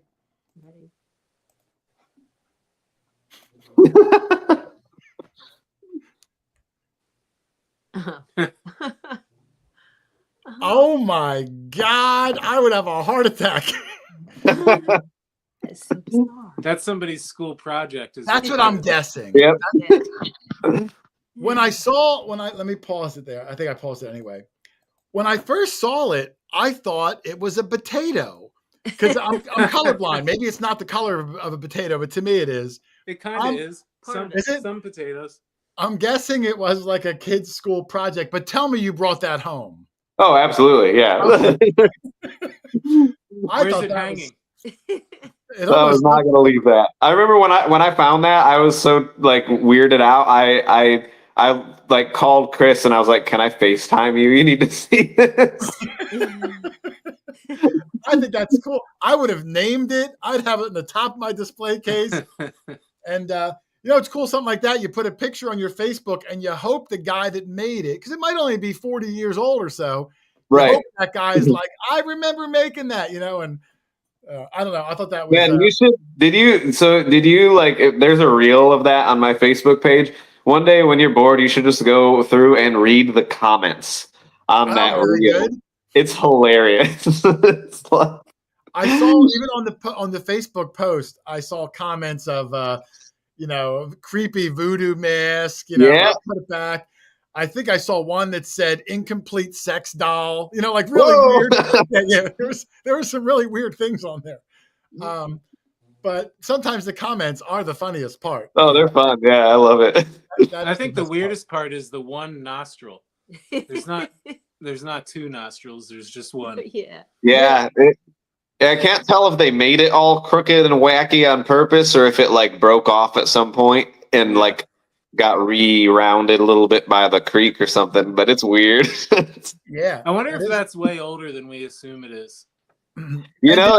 It could be. I don't really know. It's so hard to say because it's just there's such a combination of things in that creek. I mean, you find stuff that's as old as yesterday, and then stuff that's over 100 years old. It's like you can see it next to a tire and cinder block. So who knows if, like you said, if it's 100 years old or 20 years old. And is that where you found it? Just like that? You were walking and just saw that eerie potato face staring up at you? I think that's awesome, Rich. I mean, I know if I found that somewhere, oh my goodness, I would have nightmares for 2 weeks, but I'm certainly bringing that thing home. So that was my last picture. I mean, I had them on for the fossils, but when you're going out, all the time looking in the creeks, you're going to find all sorts of incredible things. If you haven't seen it, go watch his videos, Charlie. I mean, marbles and kids' toys and you name it. It ends up in the creek. Unfortunately, garbage and trash, just like we do. Finds some incredible things. And it usually goes, well, I don't say usually, the ones I saw with your girlfriend, Natalie, who make sure you say hello to her from us if she's nearby. I don't know if she's there. Oh, Natalie, very nice. So I've watched a bunch of videos. I feel like I kind of know them a little bit.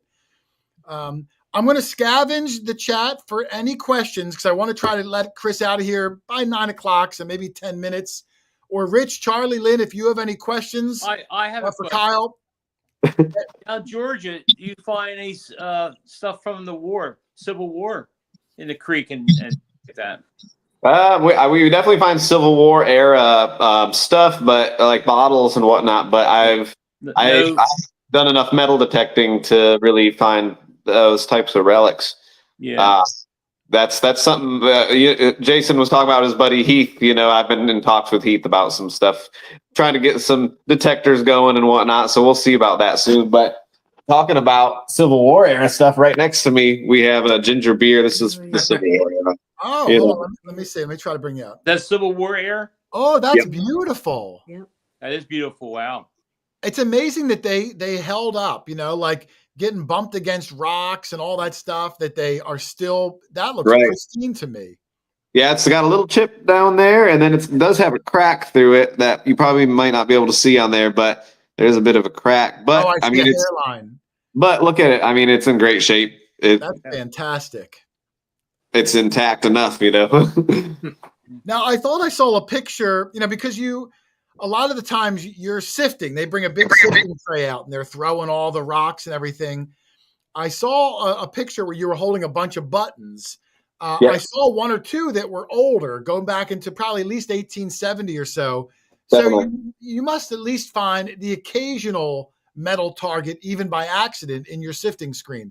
Any little coins or anything like that from years ago? Most of the coins we've come across have been basically you can't read them. They're all beat up. As far as like stuff like you were just talking about, I actually have a display case right here of some cool stuff that we found sifting. Oh god. Look, a lot of suspense. Now they're in nice shape.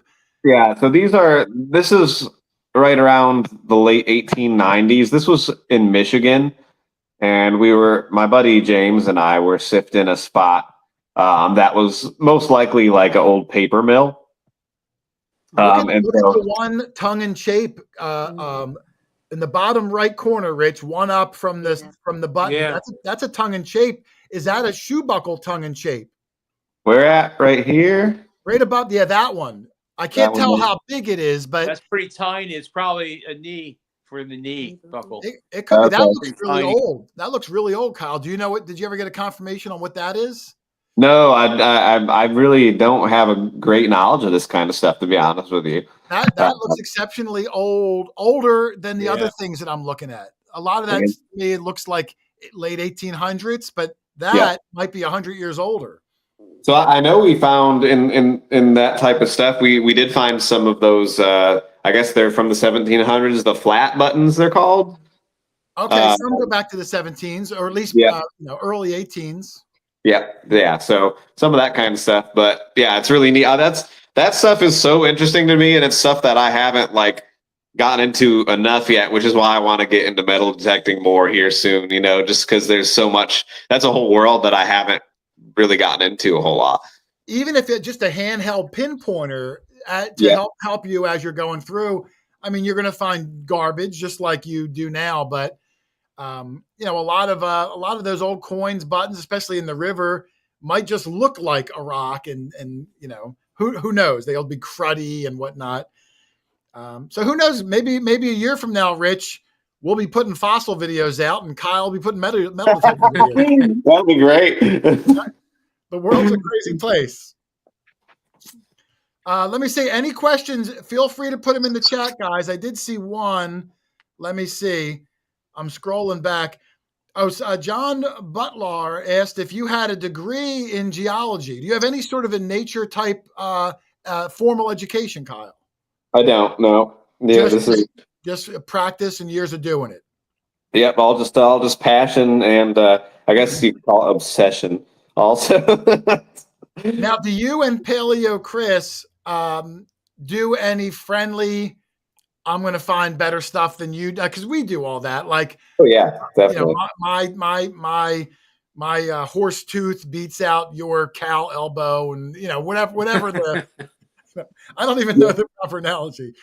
No, yeah. There's always the healthy competition when you're out hunting. You want to find the crazy thing, Now, who usually finds the better things? And keep in mind, he can't say anything, so you have a little more flexibility.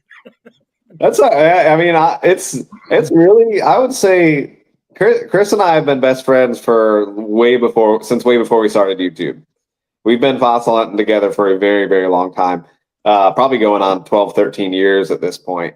And I would say it equaled out pretty well, Like, I'll have a really good year, and I'll find a bunch of cool stuff, and then Chris will, and then I'll do it, and then he will, and then he'll find something crazy one trip, I do it the next trip. Like, it's definitely like, it balances out a lot. It's kind of crazy, actually.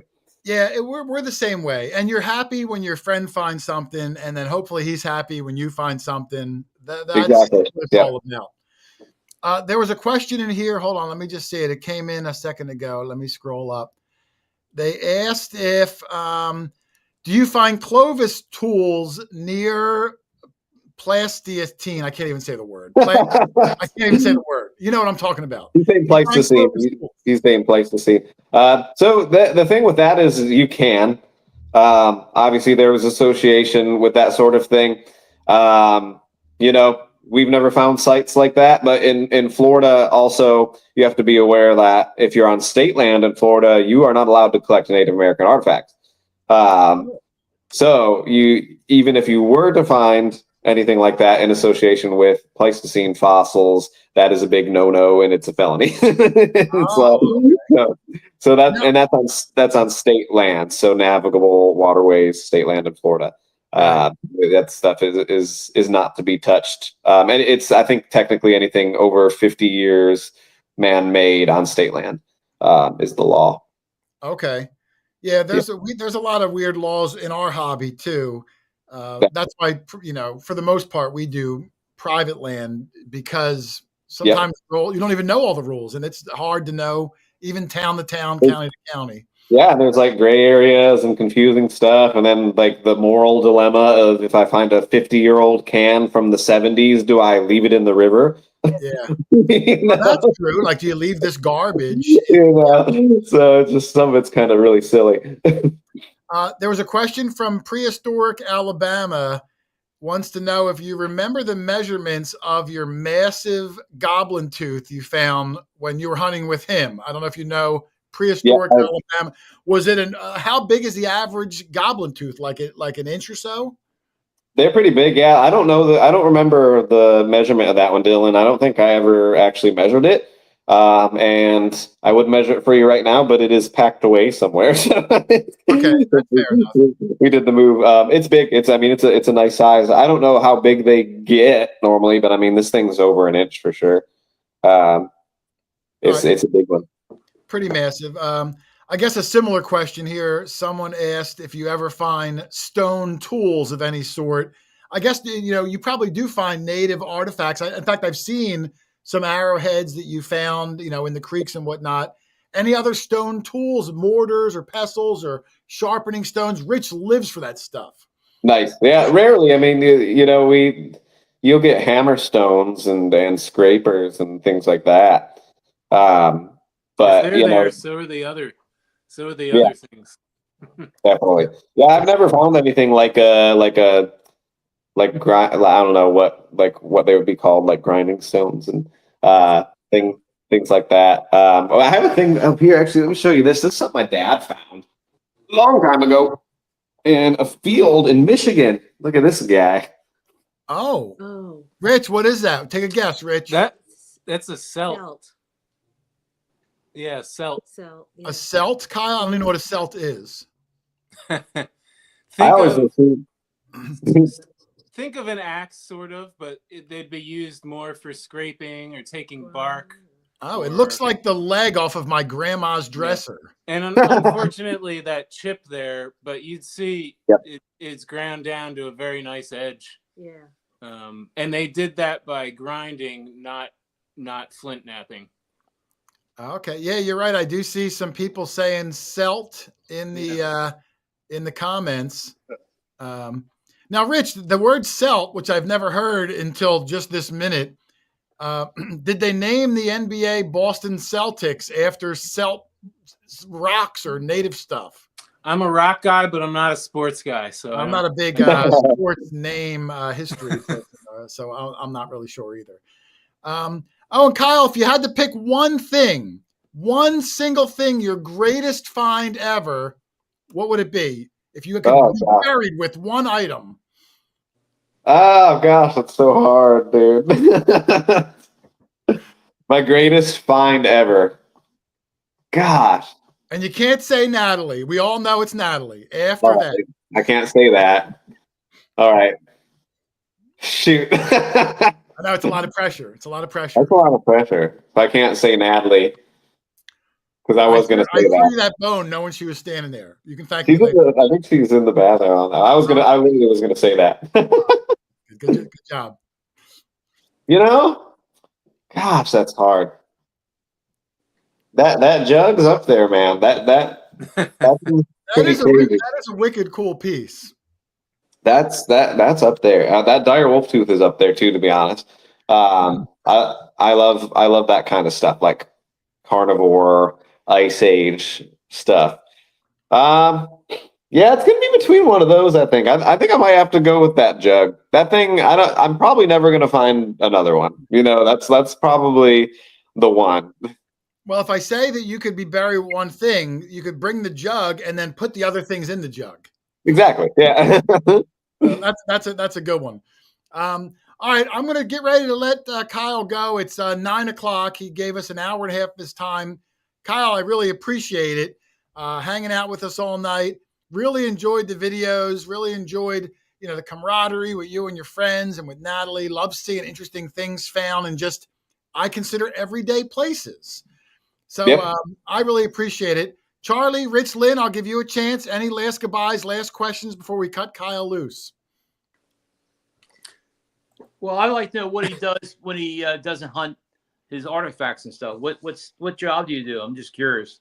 Oh, what do you do, Kyle? What line of work?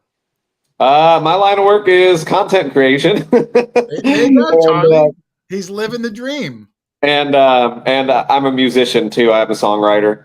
So I perform live shows and write music and that kind of thing. Oh, I forgot to mention that. I did see you put like a record out on a streaming site. Go ahead and please give us a plug so people can check that out. Yeah. I mean, you can find my music by searching Kyle Keller. That's my first and last name is Kyle Keller. so it's not under Wild Kyle or whatever. Yeah, I mean, it's on anywhere you stream music, Spotify and all that kind of stuff. And I put out a record last year. I asked that question. I had no idea. I forgot. I'm glad you sparked me. Yeah, I saw you put a record out. That's really cool. Do you sing and play the instruments? I do. Yeah, I sing and play guitar. And I often do the harmonica. I'll have the holder for the harmonica at my shows, and I play banjo, a little bit of banjo as well. I can play a mean triangle. I play the triangle. If you ever need a backup triangular, that's me, a backup triangular. Kyle, Christmas Day, Bob Dylan's films is going to come out. Oh, sweet. Okay, that's cool.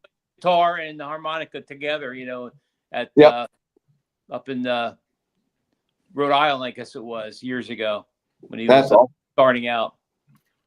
Well, yeah, that's right in the line of stuff that I love a lot is old folk music, and I listen. I like Woody Guthrie and Pete Seeger and Townes Van Zandt and Guy Clark and John Prine and all that kind of stuff. So Christmas Day it comes out. So actually I'm going to see it. No, that'll be great. I gotta see that too. That sounds awesome. Kyle, how come you didn't create your own theme song for your video for your channel? Yeah, it's easier. It's hard to think about how to do that. I mean, it could be done, but I don't know. I don't know if I know how to do it. It's like the music I write is not. I guess I could do it. I don't know. It's just not. The music I write is very somber. Oh, okay. I haven't heard it yet, but I'm going to go check it out. If you didn't get it, Rich, it's Kyle Keller, Keller, right? Yep. Well, Kyle, extinct creatures is also a somber thing. No, absolutely. I've definitely tried my hand at that kind of song, and I've gotten almost there. It's hard to get something I'm super happy with, but metaphorically, I've thrown things in there that are applicable to what we do. But you'd have to be thinking about it, I think, to hear it in the song. Teresa the Treasure Hunter just put a link to Kyle Keller's. I can't click on it, but the song category. Thank you, Teresa. Oh, and Matt Howell, Gone Digging showed up. Gave him a plug earlier. What's up, Matt? Got Matt Howell in here? Once in a while, the big guns stop by. So, you brought the big guns out, Kyle. Nice. Yeah, he's a good dude, Matt. We had him on, and really interesting about all the stuff he's finding too. That's his best. I mean, treasure is so many different forms, and I just love it when it's obtainable by the everyday person. Like I said, you don't have to climb a mountaintop. You don't have to swim to the bottom of the ocean. You can just walk down a creek in your local town and maybe find some of the cool things like you do. I just find that such a positive, hobby ambassador. Yeah, and that's what we want to do, man. That's the whole point of making the videos is to share our passions with people and inspire folks to get outdoors and to make discoveries. And it makes the world a better place. And I think that at the deepest of it, I think it makes us better people. And I think the more people we have out there trying to make discoveries, the better. Yeah, absolutely. It inspires others along the way. Lynn, any last things before we cut him loose? Just a really common question that we always get asked. What would be your bucket list or something you have not found that you want to find? Oh yeah, there's a lot of those. Number one bucket lister. Yeah. The big, probably won't find it, but you might. A T-Rex skull. Shoot, something dinosaur would be really cool. One of the first things that come to mind for me is something that I could find here in Florida. And it would be the tooth to an Archaeocete whale, which are these big whales that lived during the Eocene. So that's among the oldest exposures we get in Florida. And their teeth are, I never found one, so I don't have an example to show you, but they are really cool teeth. And they're just extremely rare. And I know that if I came across one of those, it would be probably my biggest freak out possible. How big is that tooth? That's got to be the size of a paint can. They're big. I mean, a bit. I don't know, not a paint can size, but they're big. I mean, they get huge. They're going to be as big as a megalodon tooth in a lot of cases. They're probably not sharp because that was a more of a he's not a meat eater. I'm assuming. No, they're nasty animals. Yeah. Oh, gee whiz. Matt House, he's got them in Virginia, so give Matt a call. Wow. Yeah. It's a that word is a hard one to spell, but if you look up Archaeocete whales, you can find their teeth. They're wild looking. Look, you're lucky I know how to spell whale, Kyle. I'll look it up. Oh, and Gary LeCarte, who got all the pictures right, he said saber cat. Anything from a saber cat that you found over the years? Saber cat would be also another bucket lister. I do have a big cat tooth, and we've leaned towards American lion on it. But this right here. So this is a big cat tooth. It's similar. Yeah. It's similar to the dire wolf, obviously, but cat rather than. Okay. Now there's two of them.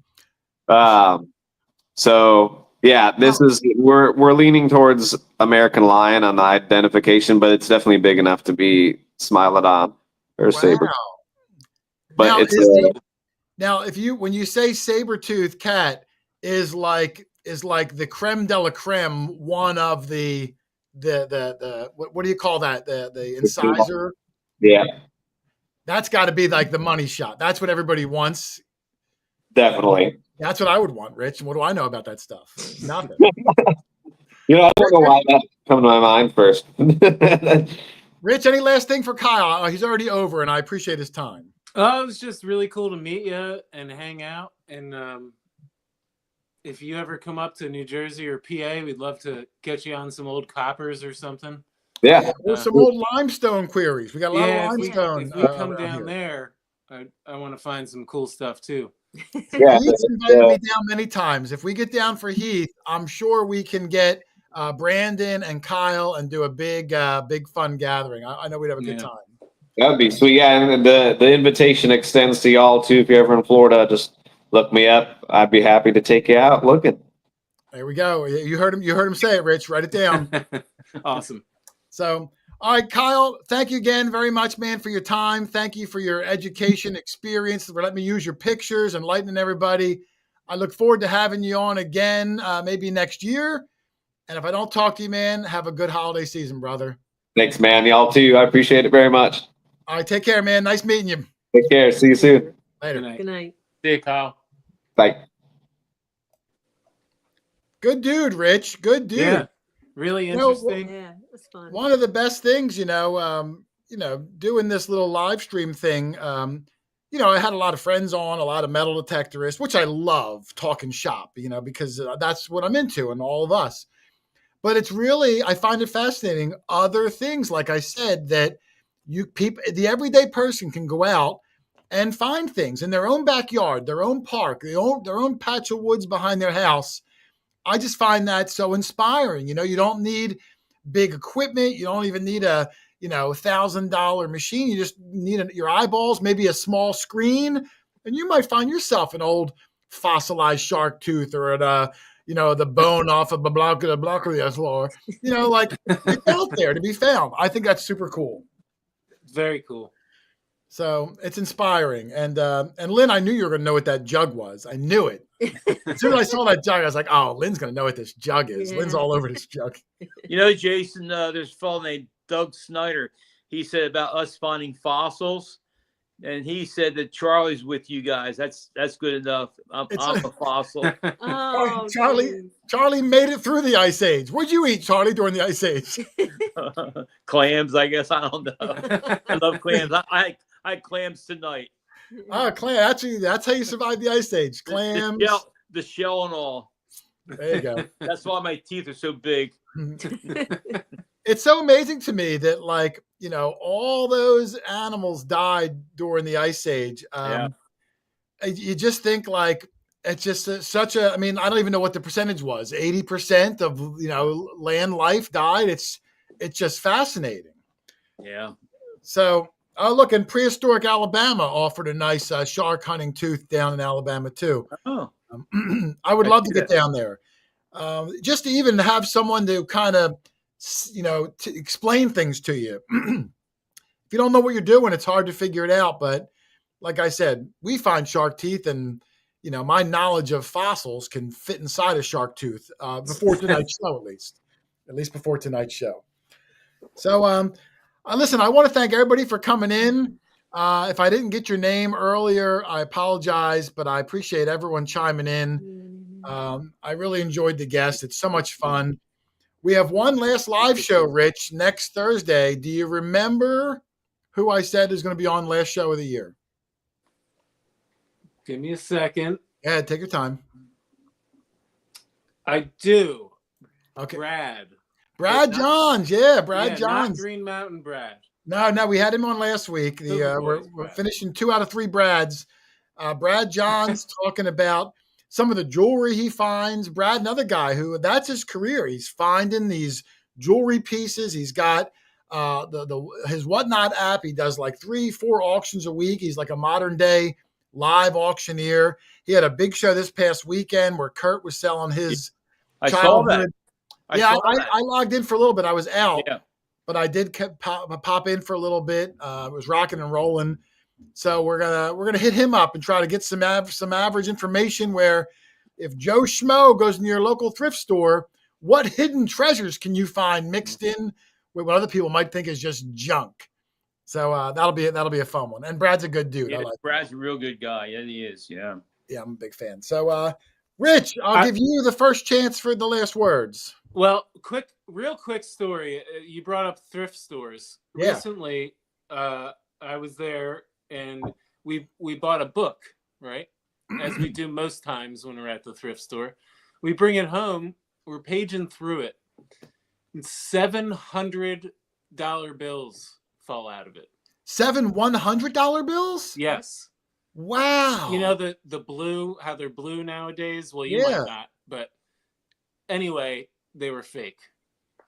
Oh, and how did you know they were fake? Because they had like Chinese symbols on the back. Everything about them was right, but they were like the movie money that they make for the movies, I guess. But our hearts jumped, when we first saw them, we were like, what?